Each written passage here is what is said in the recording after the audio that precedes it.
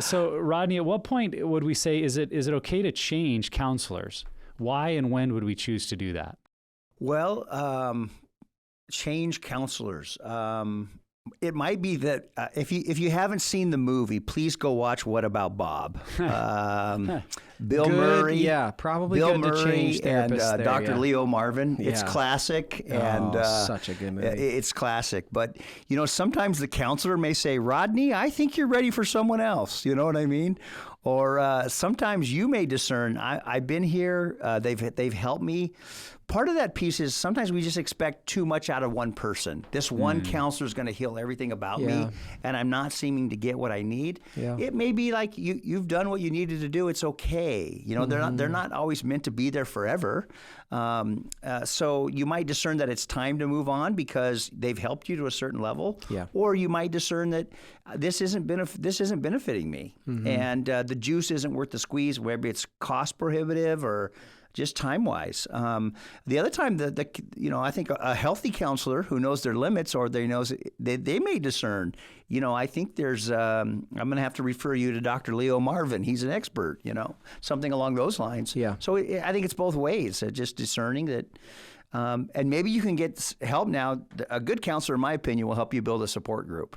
So you're not leaning just on one individual. Again, that's why I just say, man, if you can get counseling and be in a group, be in that healing community, now you got 6 guys that are speaking, hopefully, or 6 gals that are encouraging, and there's different pieces of counseling that we can get from others as well. Well, and I think there can become an unhealthy relationship that you're sort of talking about with a therapist where my health is somehow codependent on this therapist or this counselor, and like, no, I can't do life without you, when in reality, counseling is equipping you to do life on your own. It's just giving you tools to manage it in a healthy way.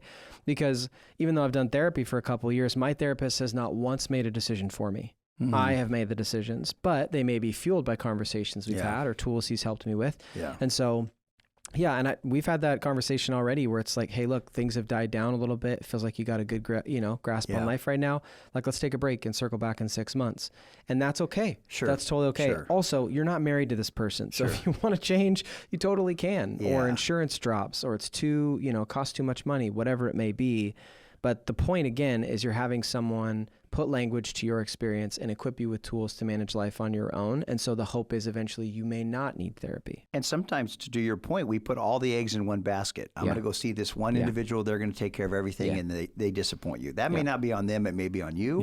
So adjusting those expectations about, is this helpful?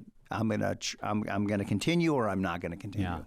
We already talked about a couple of big red flags that maybe after the first session you realize, oh wow, this was not the kind of person I thought. If they told us you just need to have sex more, that'll fix your problems, or they told us watch porn together. Okay, changing counselors. Correct. So there may be some of those initial adjustments, but I would also guard against being too quick to feel like, well, they can't help me, or I'm not connecting with them. I think sometimes, particularly if we are the ones struggling or we've been in addiction, we may have trust issues. We may be living in a level of denial or minimization or rationalization. Right. And very often the therapist or the counselor is going to be the one to start poking at those areas and trying to pull back the covers that we've held down and expose some things to the light and talk about, and that is not fun. I mean, I remember times in my counseling with Dr. Ted, I was just like, I do not like this man, and I think I want to punch him. But you good luck with that. I know. I'm thinking about how that would have gone. You stay and you're like, okay, I'm going to sit in it and I'm going to be uncomfortable. And sometimes it was just because my wife would knew if I quit or walked away. So you stayed in, and boy, then I start to see how much of that was me and my reaction. Exactly. And I think I've just heard a lot of guys that like, oh, that counselor didn't know what he's talking about. And as I hear what they were referring to, I was like, well, actually, I think he was really calling out your stuff in a way that made you very uncomfortable. Right. Or you didn't feel like he took your side. You felt like they took your wife's side and said, you've got some hard work to do. And so you bagged out. And I just would encourage you, if what's motivating you to change counselors, I didn't like what they are asking me to do, and others would say, boy, that sounds like a really good exercise, actually. Right. Or I didn't like the truth they spoke into my life. And a friend would say, actually, that sounds pretty true. You need to stay. You need to work through trust issues. You need to work through commitment issues. That may be part of what you're facing. So I'm not trying to say you have to stay with the counselor forever and always, no matter what. These guys gave some great ideas of when we might change. Sure. But I would also say just be aware that part of why you need a therapist is actually going to make it hard at times for you to sit and stay with that therapist. Yeah. So I would really recommend before you make changes, if you're in a good place with your spouse, talk it over with them. Yeah. And if you've got a group, talk it over with them. And at a minimum, go to a good friend and say, here's something that happened with my therapist. I think they're the wrong fit for me. What do you think? Right. And if they go, well, I've been saying the same thing for 3 years. I think you should listen, then you should stay. But if they're like, wow, that doesn't sound like a great fit for you. I think you should explore other options. Then that can really confirm taking that next step. And Nick, to that point, maybe a therapist will use language that you're not used to. Yeah. And so the language itself will scare you. Yeah, it's a barrier. Rodney, even I the think word you addiction. need... Yeah, Rodney, exactly. Or Rodney, I think you need to evolve. Are we going to use meditation as a way of centering you? For some Christians, those evolution...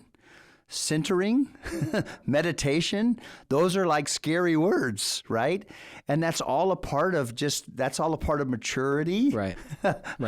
Right? Listening prayer, right? They're spiritual words. They're just saying it in a different way. Yeah. So sometimes language scares us rather than just breathing and maybe trusting a competent person That's a great to lead point. us down those roads. Sometimes recovery does have its own language. Yeah, and it can take a little while to feel comfortable with it. Yeah. So give it some time. Yeah. I would just say, though, that I have experienced this, that a good therapist will move away from that language if you express that it's something that's challenging. Like for me, there have been times where we talked about IFS, internal family systems, and I'm like, Jacob, I can't right now. I don't understand it. It feels like it gets in my way and I get tripped up on it. And so he literally changed the model we were doing and tried something else because he knew there was that block. Yeah. And so a good therapist will do that because a good therapist knows it's not about them. It's about you and your treatment. And so maybe use that too when considering.